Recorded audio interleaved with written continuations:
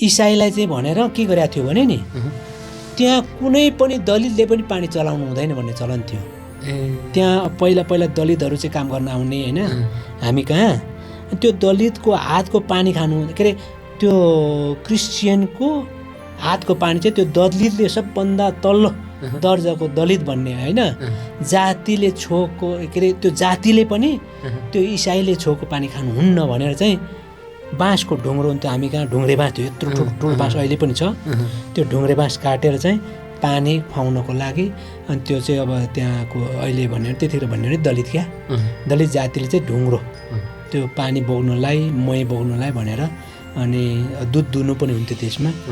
अनि त्यो ढुङ्ग्रोमा चाहिँ पानी ल्याएर आफै खानुहुन्थ्यो त्यो काकाकोमा। के गरेको थियो भने सबै पञ्चायती बसाएर बहिष्कृत गरेको भनेर भन्थे, कसैले पनि पानी नखाने उहाँको हातमा। त्यस्तो पो थियो त।